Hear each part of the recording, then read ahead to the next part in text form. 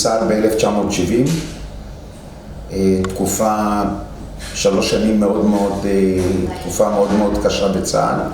זו הייתה מלחמת ההתשה בתעלת סואץ. ישבנו 3 שנים בתעלת סואץ וירינו על המצרים. השתחררתי, אז לא נסעו למזרח ולא נסעו לדרום אמריקה. המקסימום שנסעו זה במעבורת לקפריסין. רציתי לממן את הנסיעה, אז נכנסתי לעבוד כשכיר במפעל אחווה, שהיה מפעל מאוד מאוד קטן בדרום תל אביב. נכנסתי לעבוד שם. המייסדים של המפעל שראו שאני בחור חרוץ, הציעו לי אחרי 3 חודשים שנרכוש קצת מניות. הם הלוו לי קצת כסף, אבא שלי הלווה לי קצת כסף, וקניתי מניות ונכנסתי איתם כבעל עניין. מאז התחלנו להתקדם ולהתפתח, ורוח צעירה נכנסה. המייסדים לאט לאט עזבו את העסק, ואני קניתי את חלקם, ואז התחלנו להתפתח ולגדול.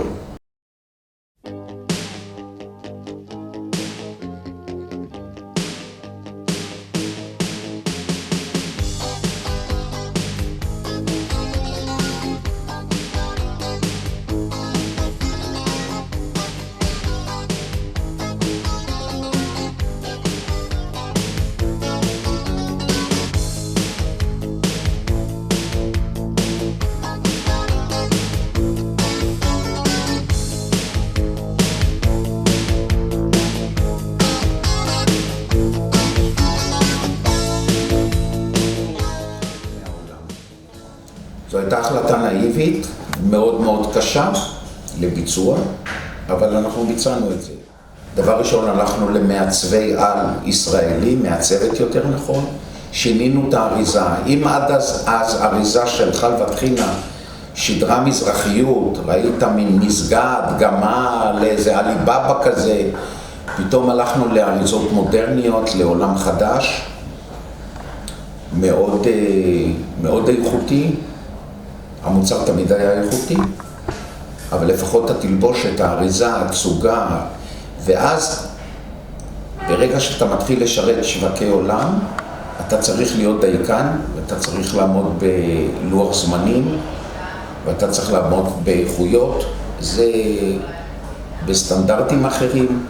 זה דבר שנוכחנו לדעת שאם המחירה לשוק הערבי משכה את המפעל למטה, פה קרה מצב בדיוק הפוך, זה משך אותנו למעלה.